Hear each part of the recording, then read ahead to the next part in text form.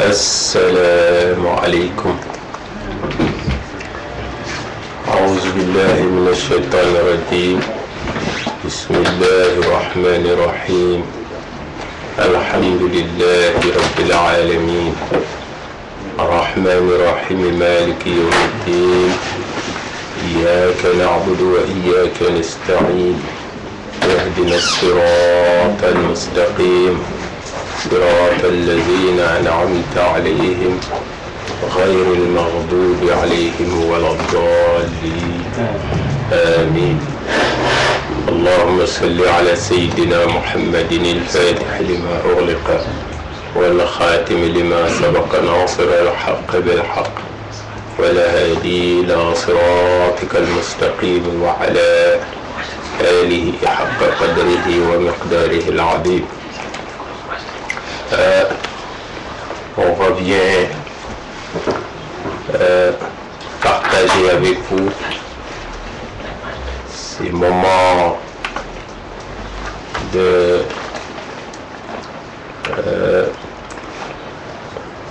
vie avec l'enseignement du prophète Mohammed sallallahu alayhi wa sallam. Ces enseignements qu'il a légués à Sayyidina Cheikh Ahmed Tidjani radhiyallahu anhu, et que nous actuellement, avec la baraka de Sayyidina Cheikh Ahmed Tidjani radhiyallahu anhu, nous sommes en train de profiter de ces enseignements.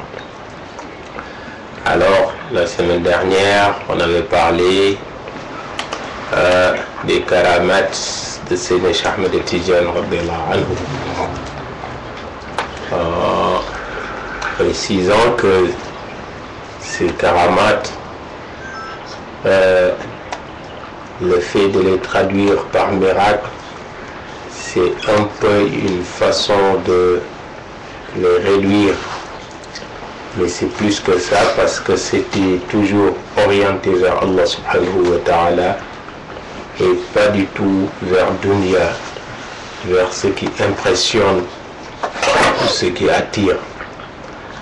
Alors aujourd'hui, vous savez, c'est presque fini le mois de Rabi' al-Awwal, ce mois qui caractérise la naissance de la meilleure des créatures d'Allah subhanahu wa ta'ala, qui est le prophète Mohammed sallallahu alayhi wa sallam.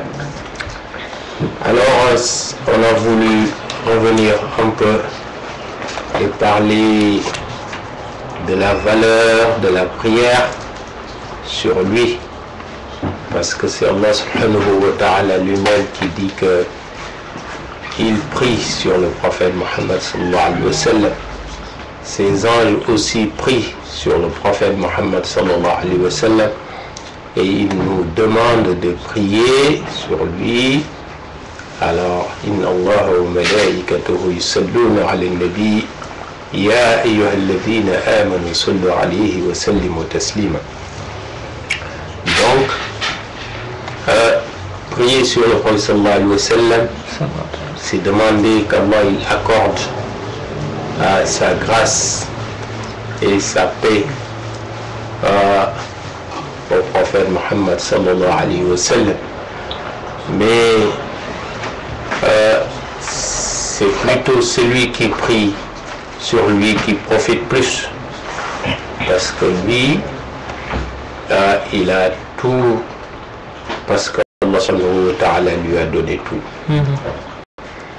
Et il continue à lui donner encore, parce que il a dit que lui, Allah subhanahu wa ta'ala, il prie sur lui. Ses anges aussi, ils prient sur le prophète Muhammad sallallahu alayhi wa sallam. Alors,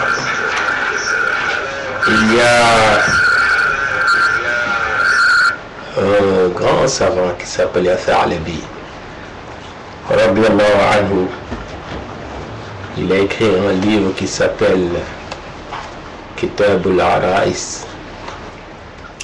Alors dans ce livre, il a dit quelque chose d'extraordinaire, parce qu'il a dit que il y a des êtres que nous ne connaissons pas et qui se trouve derrière la montagne de Qaf. Vous savez, la montagne de Qaf, c'est une montagne qui on ne connaît pas. Il n'y a que ceux qui ont un niveau spirituel assez élevé qui peuvent parler de Qaf en connaissance de cause. Nous, on parle de Qaf parce qu'on l'a vu dans les livres et que c'est Cheikh Abdallah lui aussi, quand il avait écrit le nom suprême sur un papier, il avait mis dans un poteau, un des poteaux de la Zawiya, lorsque la Zawiya de Fès était en construction, il avait mis le Ismullah al-A'dam, il a dit Allahumma ashabi min Qaf ila Qaf. Allahumma, oh Seigneur, Allah, je te confie mes disciples de Qaf jusqu'à Qaf. Alors Qaf,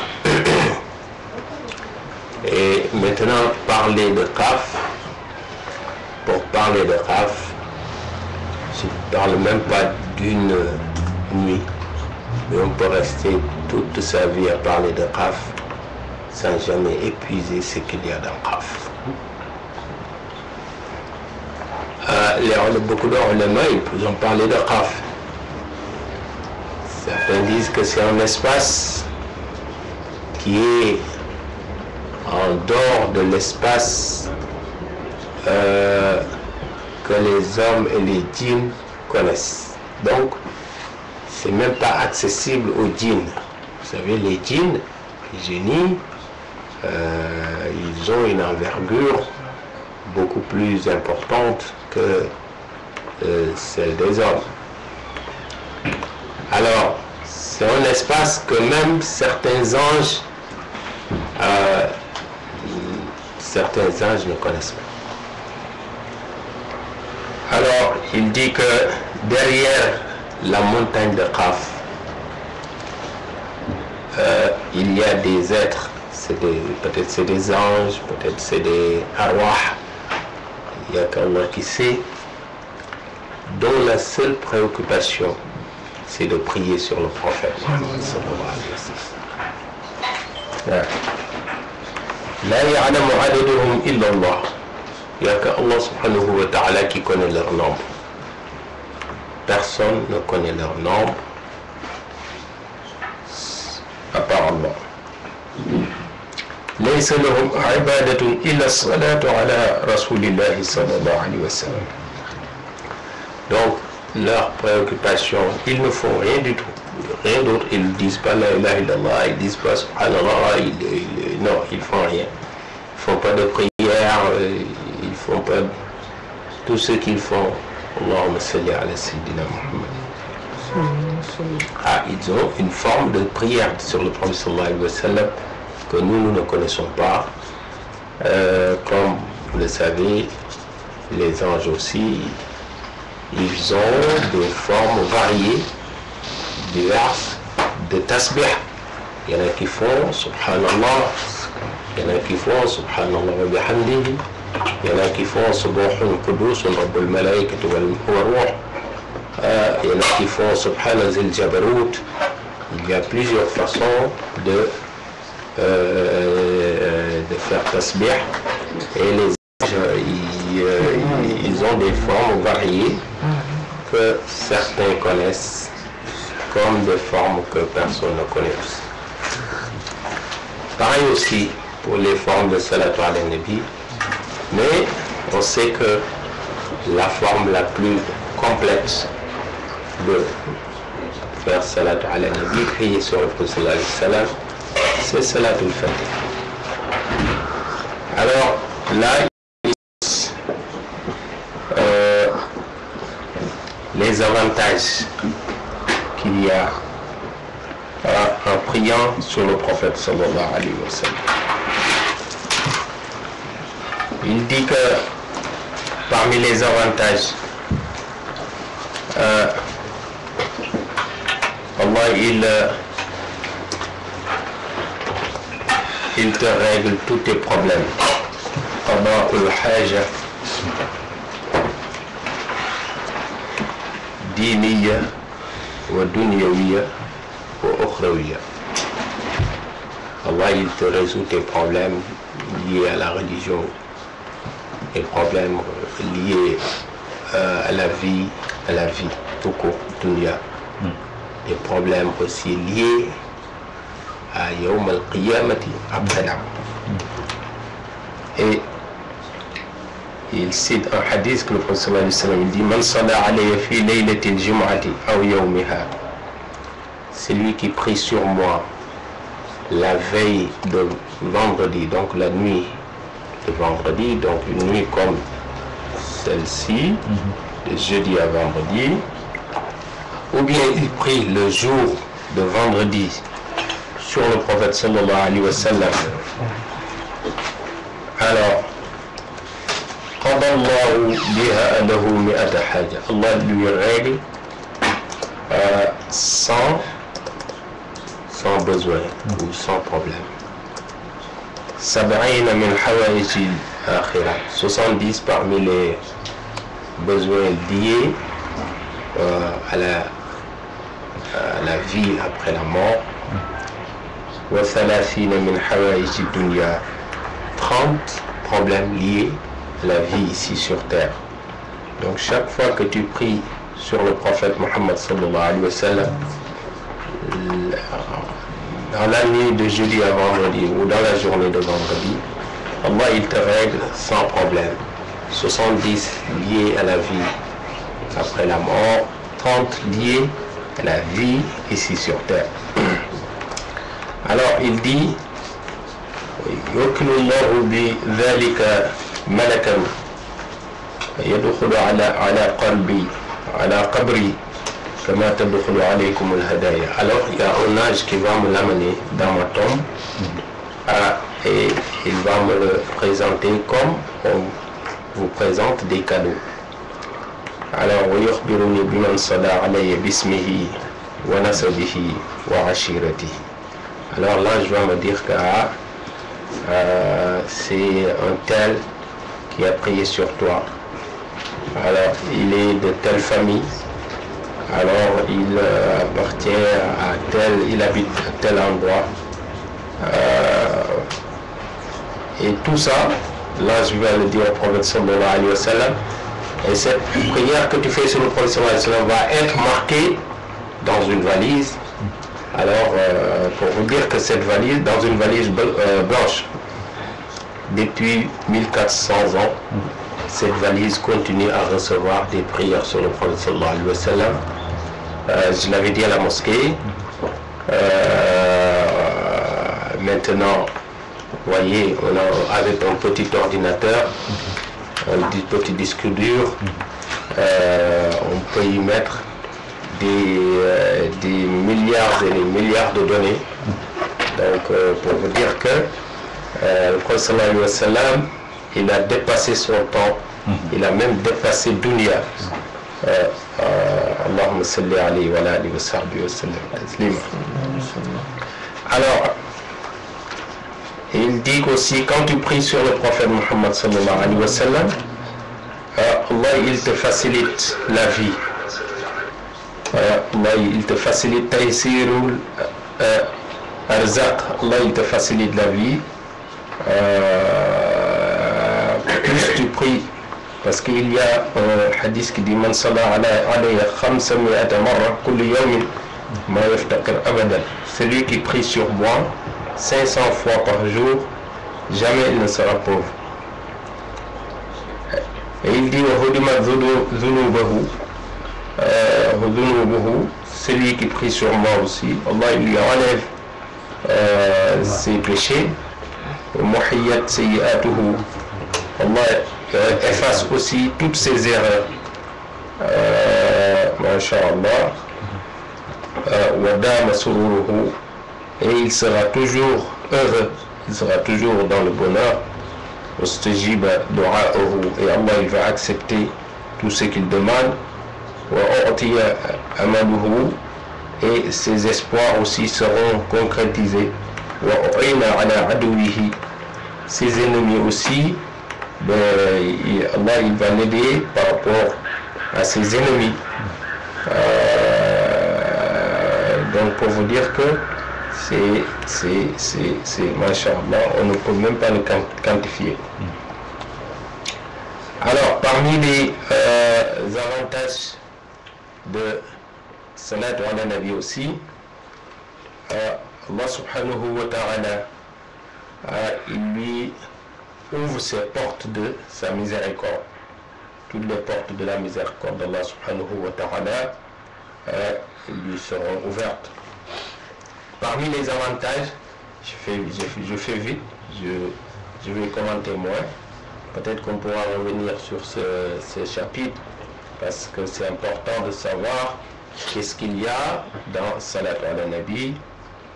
Et nous, on a fait 250 par jour entre le wird et la wazifa, et qu'une salat al-Fatihi c'est 600 000 salat ala Nabi.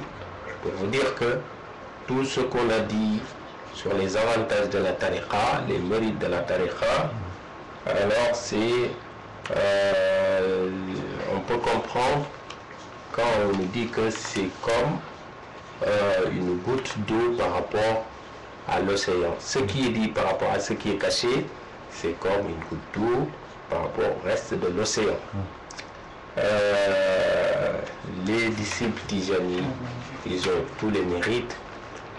Sénéchal de la Anou n'a pas voulu tout dire parce que parmi les chartes et conditions de la tariqa, alors, je vais faire vite. Parmi les avantages, mérites de la prière sur le prophète sallallahu alayhi wa sallam, tasbit ou aqdam, quand tu traverses Sirat, tu ne vas pas trembler, tu ne vas pas hésiter, tu n'auras pas peur et tu ne vas pas tomber.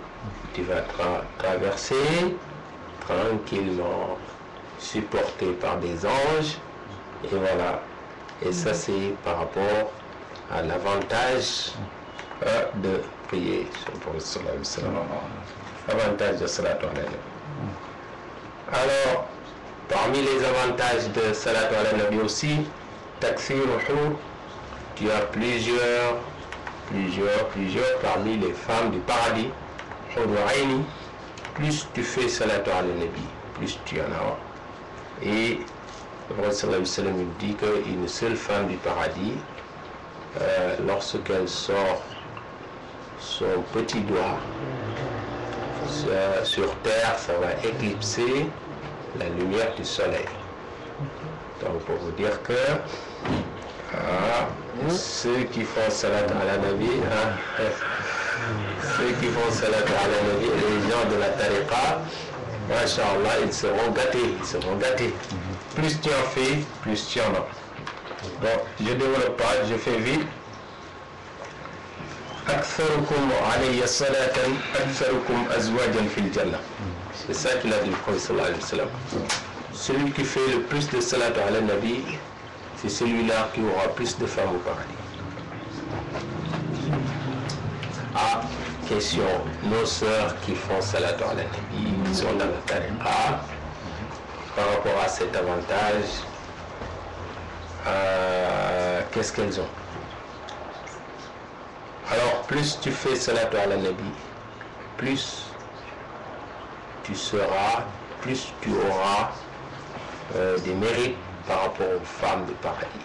Toi, la sœur, quand tu seras au paradis, les Huru Aini ne vont pas égaler Masha'Allah, ta classe.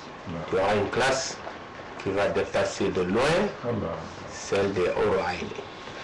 Attendez, Huru Aini, tout à l'heure on a dit qu'une seule Huru Aini qui sort son petit doigt ou son orteil sur terre, ça va éclipser la lumière du soleil. Et toi, chère sœur Tijaniya, ou qui fait beaucoup de salatu ala nabi, on te dit que tu vas dépasser de très loin les Huraïni. Donc, tu auras une classe, masha'Allah, indescriptible. Ça rentre tout simplement dans ce que disait le prophète sallallahu alayhi wa sallam, que ce qu'il y a au paradis, nul œil ne l'a jamais vu, nulle oreille ne l'a jamais entendu, et nul esprit ne l'a jamais imaginé. Ma la ayn ra'at, wa la uzun sami'at, wa la khatara ala qalbi bashar. Bon, je crois qu'on va s'arrêter là. Il y a encore beaucoup de choses à dire sur Salat ala Nabi. Je crois qu'on va reprendre ce thème la semaine prochaine, parce que c'est intéressant de savoir qu'est-ce qu'il y a dedans. Donc, tout ce qui est dit ici, comparé au mérite de la tariqa, aux avantages de la tariqa, mais on se dit que oui, c'est vrai qu'on ne nous a pas tout dit concernant les mérites de la tariqa. Oui, c'est Sénéchal qui l'a voulu ainsi. Il n'a pas voulu tout nous dire. Sinon, certains comme moi, ils vont devenir plus encore paresseux qu'ils ne sont déjà. Et ce serait vraiment dommage. On va s'arrêter là et on va faire des doigts pour tous nos frères et sœurs qui nous suivent, et aussi féliciter nos frères de Paris aussi par rapport à ce Mouloud qu'ils ont organisé avec beaucoup de classe, beaucoup de masha'Allah. Au niveau de l'organisation et tout, il y a beaucoup de succès. Nous faisons des doigts qu'Allah subhanahu wa ta'ala les aide encore à mieux travailler sur le prophète sallallahu alayhi wa sallam, pour ceux de Tijan, pour la hadra aussi, et les autres aussi qui ont fait des maulides aussi, Bordeaux, Toulouse, Nice, Marseille, Montpellier, Grenoble, Lyon, Dijon, etc. Allah il accepte tout, Inch'Allah. أقول قولي هذا وأستغفر الله لي ولكم ولوالدي ولوالديكم إنه كان غفارا.